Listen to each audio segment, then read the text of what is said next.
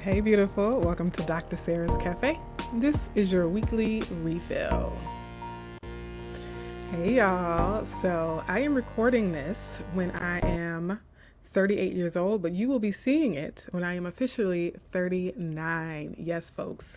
I am right on my solar return, aka my birthday, which is June 6th, although my official solar return is happening on June 5th this year. It's all good. And I mentioned last week all the yummy things that are happening in Gemini, so I'm super, super excited. Thank you all again for being here with me, being on this channel, coming to my cafe, patronizing the cafe. I'm really excited about this flavor of the week because it's very, very delicious, warm, and yummy. And it is all in love. That's right, folks. The flavor of the week is all in love. And I know, we talked about, is this going to be a romantic Gemini season? So this is sort of has a double meaning, right? You know, when they say, oh, you're all in love, meaning so in love, right? But also, it's the kind of love that is all in, right? And so it's not a half stepping kind of love, a sort of kind of love, lukewarm. And some people might say that if it's not all in, then it's not love at all, right? But all in love. And so I want to talk about the ingredients and why this is the flavor of the week based on the astrology ingredients and the tarot ingredients. Okay, so let's start with the astrology. The very first thing we have coming up for us in the week ahead is Mars going into Taurus the day this video comes out on the 9th. And then later on this week, it'll square off to Pluto. So let's talk a little bit about Mars and the energy of Taurus.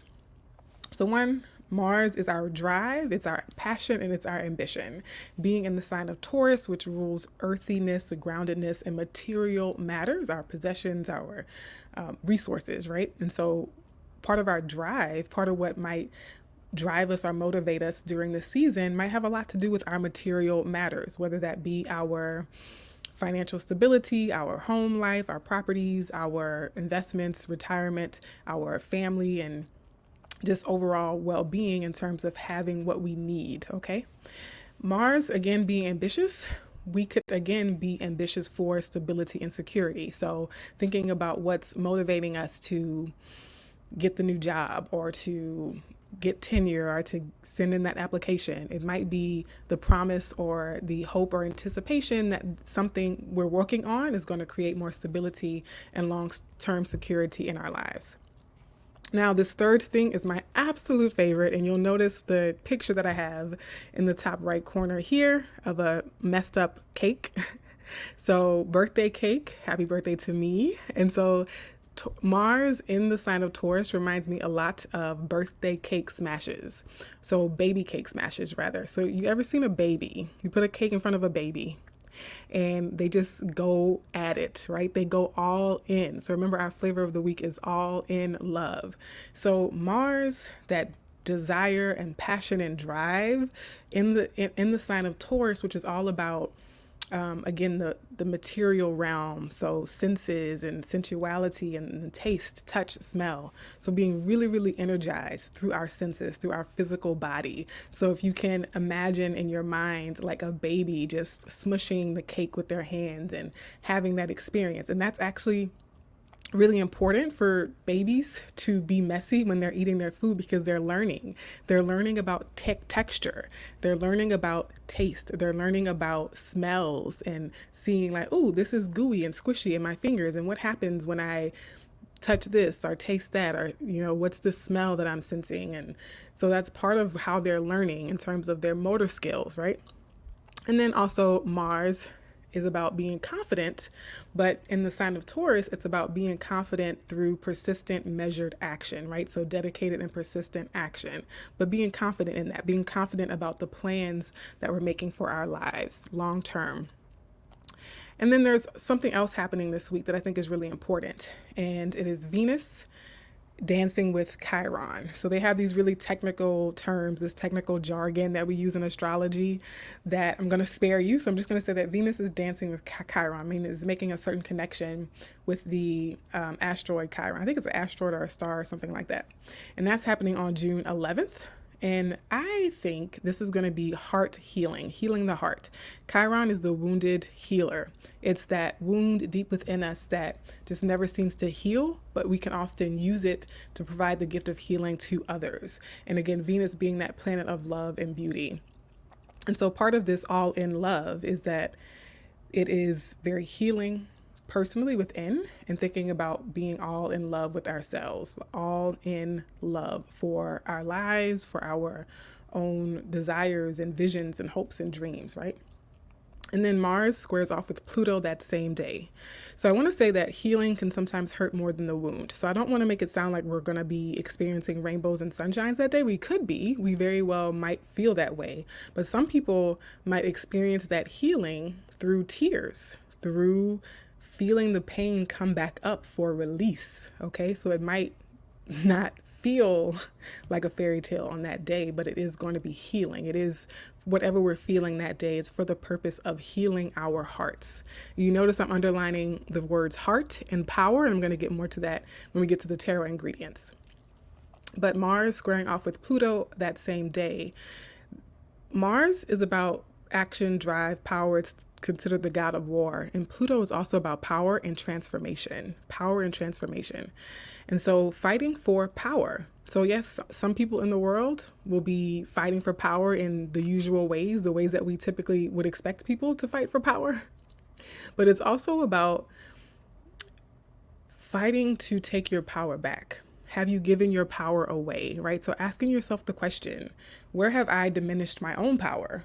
Are there opportunities in my life to reclaim my authentic power? And I've done an episode on what is authentic power, right? And so Pluto being retrograde especially, it's about going within and reflecting. So because Pluto is retrograde, it's giving us a chance to go back and reclaim power that we might have given away or that we might have missed or overlooked and not recognized for ourselves. And so we have an opportunity to establish that inner authority for ourselves and for our lives, okay? And if this is playing out in a clash of interests in our dynamics and in our relationships, it's important to realize that ultimately it's always an opportunity for us to develop self-mastery and self-discipline and, acting based on who I am, not based on who the other person is or what they've done. So just a perspective on that. Okay, so let's look at the other thing. The last astro ingredient for the week is Mercury. And I love Mercury. I'm ruled by Mercury as a Gemini.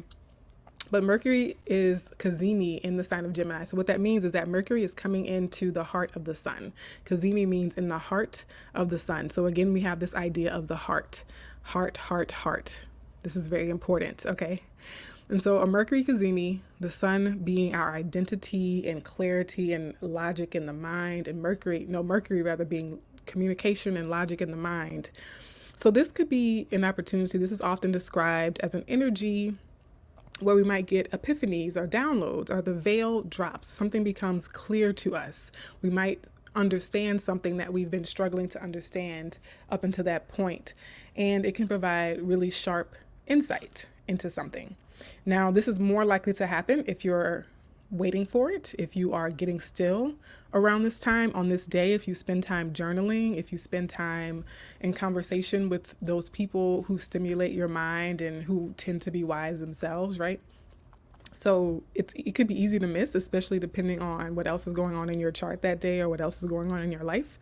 But for those of you who have the time and the space and capacity, this is more likely to be insightful and helpful if you create space in your day to sit and listen and reflect, maybe do some journaling, okay? Now let's look at the tarot ingredients. The first one is the Knight of Cups, and we've done the Knight of Cups here before, so this might be a review or refresher for some of you. For others of you, if this is your first video, let me tell you about the Knight of Cups. So the Knight of Cups is about following your heart, essentially. Following your heart, taking action. Okay, because we have Mars making a shift this week as well. So taking action to follow your heart. Externally, this could be genuine offers, proposals, and I mean business proposals, fellowship proposals, volunteer proposals as well as romantic proposals, okay? And it is attraction. So what are you attracted to? Not just who are you attracted to, but what are you attracted to? And that could be what, if you're attracted to a person, what about them is attractive specifically? If you're attracted to a place or a city or a location, what is attracting you to those places, right? What is attracting you to certain types of jobs or certain types of careers or certain types of hobbies? So recognizing who, what, where you're attracted to, but also spending some time to reflect on like what qualities or what aspects of those things do you particularly find attractive. And I'm also adding, I feel the need to add that the Knight of Cups is also like a yes answer. And for some of us, we might be saying yes to life, right? Saying yes to our heart. It's almost like our inner child or our higher self. We have a dream, a calling, and we might have been saying no to it. We might have been saying not right now. And so this week, with this tarot energy as an ingredient of the overall flavor, is asking us to finally say yes to ourselves, finally say yes to our dreams, okay? And then the next one is even sweeter, or just as sweet, I should say. It's the Ace of Cups. And that is all about the whole heart. Again, heart. Cups are emotions in tarot. And the Ace of Cups is like the purest form of that, the most essential, or yeah, as in the essence, it's the pure essence of that energy. And so whole heart, love, especially love that births from within. So often times it's depicted as a fountain, you know, if you have that well, that deep well of self-love that can spring forth from within, and it's like pouring from a full cup, right? And here we are on the weekly refill to refill your spiritual cup.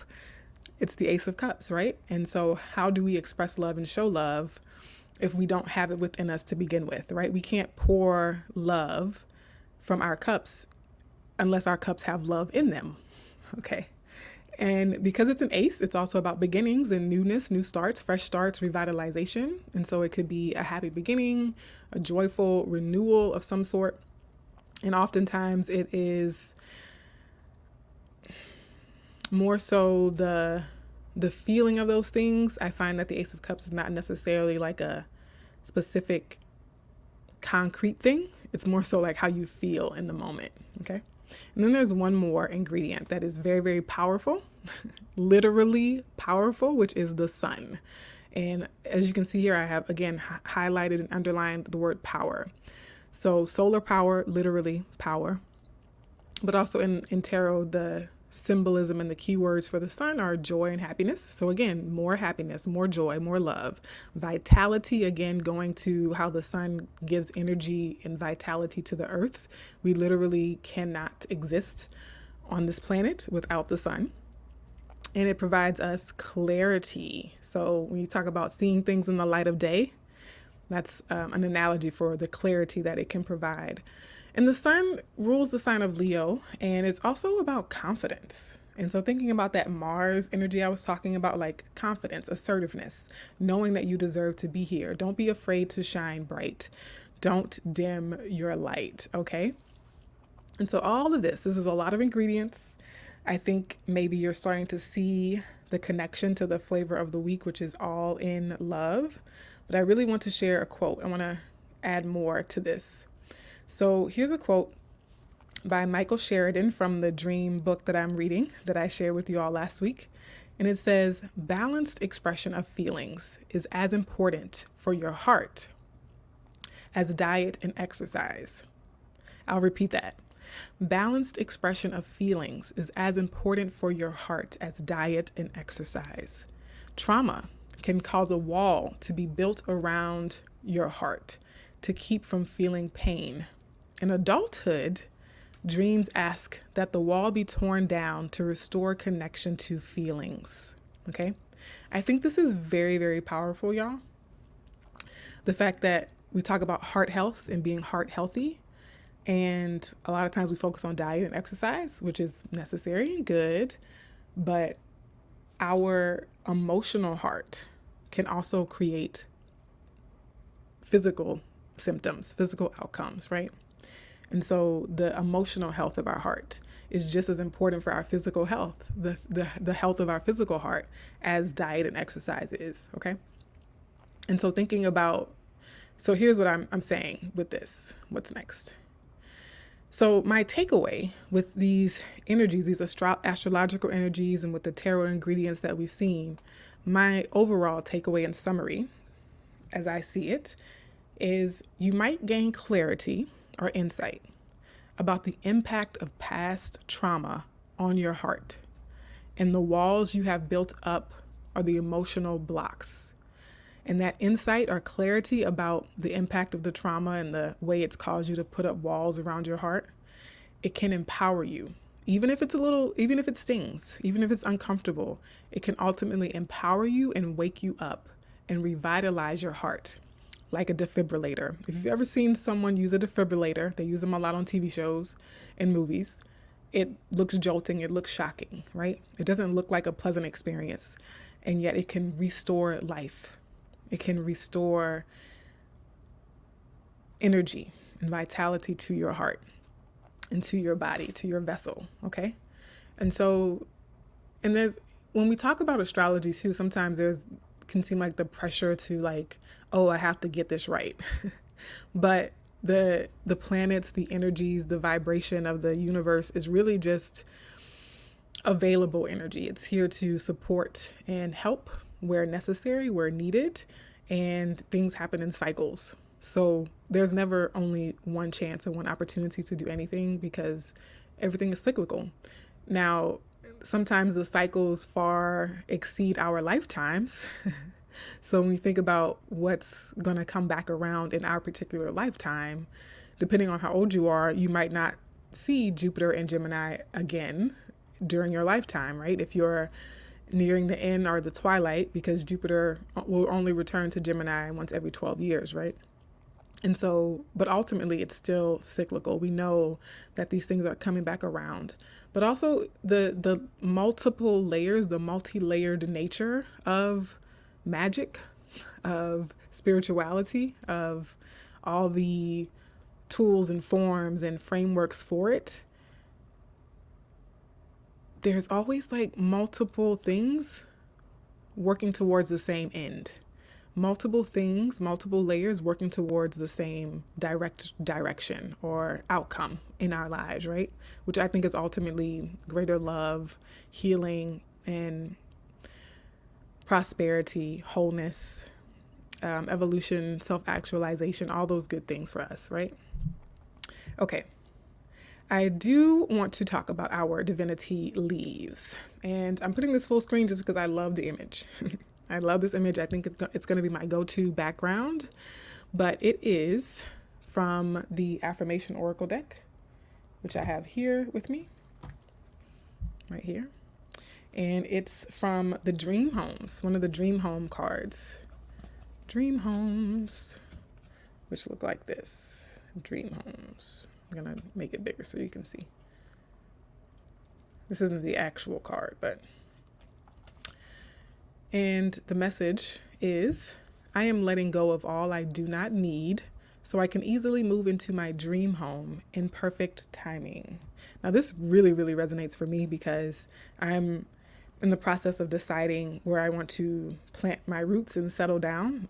Those of you who know me before this channel from my colorism healing days, which are still ongoing, is that I was a digital nomad for the past few years, and now deciding to slow down the digital nomad lifestyle to pick a place to be a permanent home again. I've had permanent homes in the past, but looking to really plant my roots somewhere special, somewhere that I feel is special to me.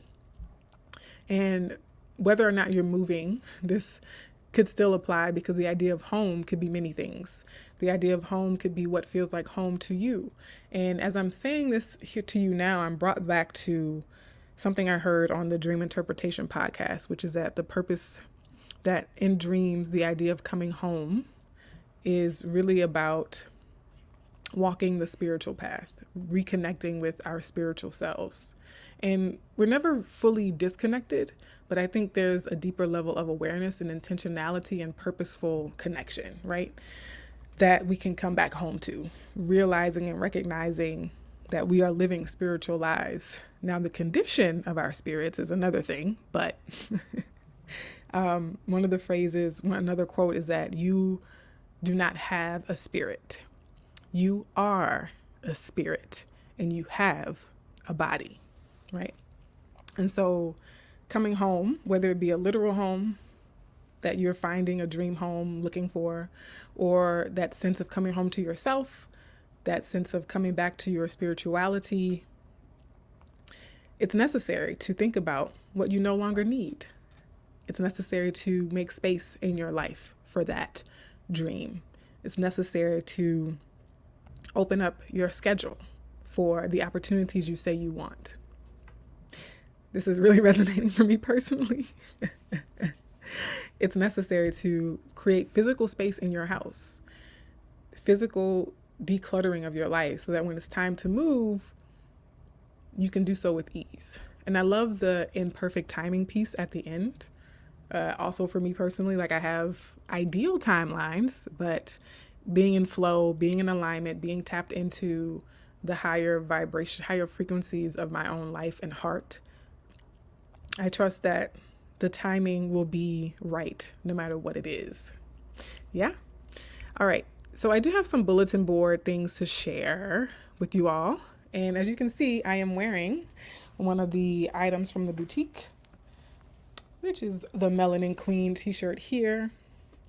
It is the women's boxy tee, my favorite shirt so far. I also like the women's V-neck shirt, but we also have for sale mugs, coffee mugs, of course. We're a cafe. We have stickers, laptop stickers. We have hoodies and sweatshirts in the boutique. And then in the cafe, we also have Kahawa 1893, which is a featured coffee brand, just because I really love the story, the founder's story.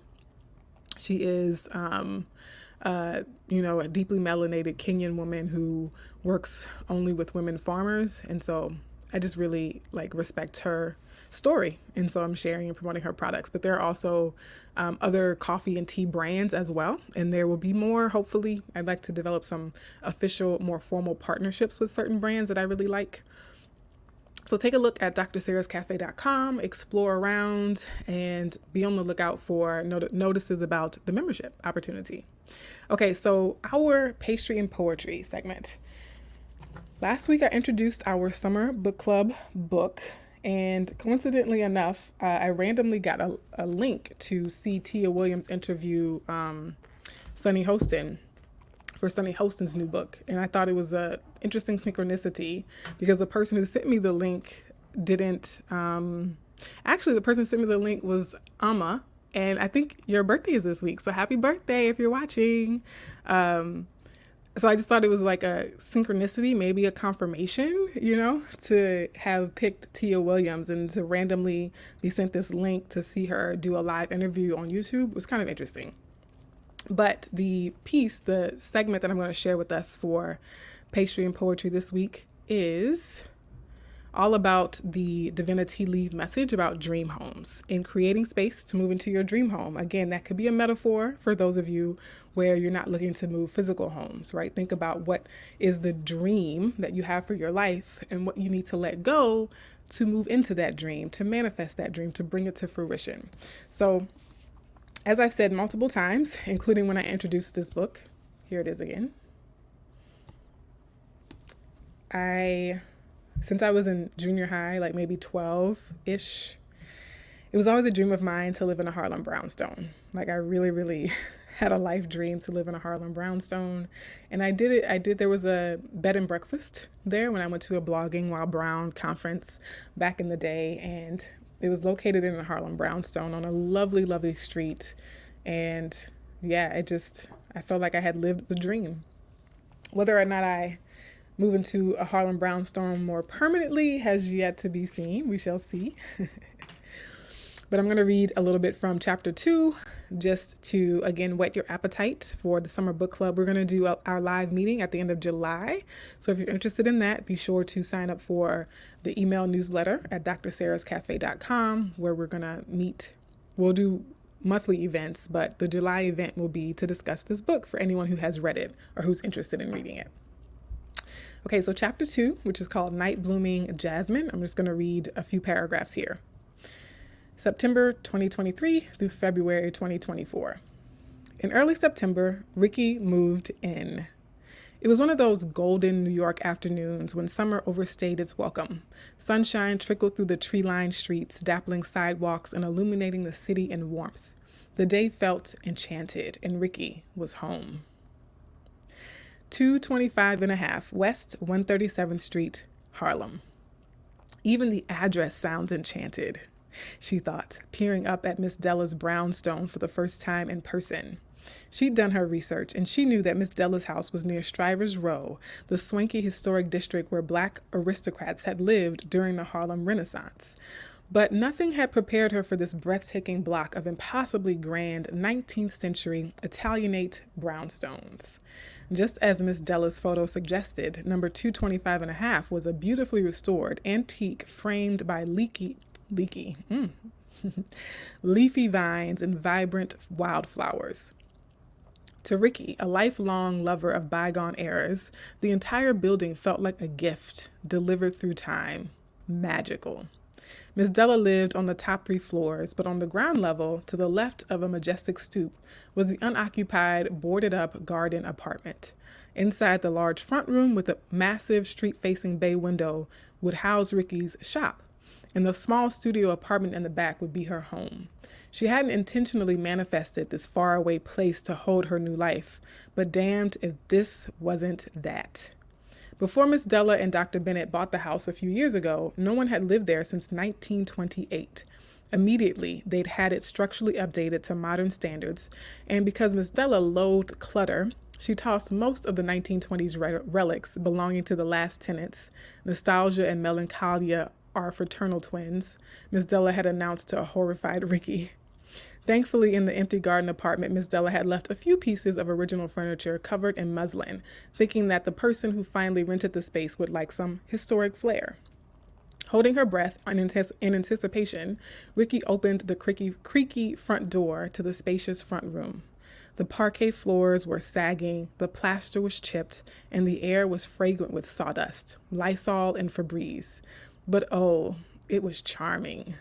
Ricky pulled a dusty piece of muslin off the wall, revealing a rusted pier mirror reflecting sunlight into the space. She wandered around the room, designing the space in her head. When she got to the windowsill, she peered outside onto 137th Street, imagining what it must have been like back when Harlem was the epicenter of jazz-age glamour.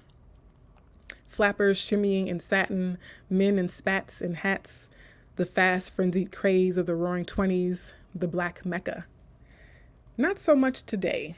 So far, Ricky had spotted only chic upper-middle-class white families hanging out outside, with upper baby strollers and toddlers. It was the kind of block where Black Lives Matter flags waved every stoop, but only a few Black lives resided. Okay, a love song for Ricky Wilde. If you want to read it, read along with us and join us at the end of July for the book club discussion. Again, be sure to join the newsletter so that you get notifications and invited to the membership. Okay, your to-go, your takeaway with this all-in-love flavor of the week. If I truly love it, then I'm going all in. If I truly love it, then I'm going all in. My dears, this has been your weekly refill at Dr. Sarah's Cafe. I hope to see you in the next video. Take care.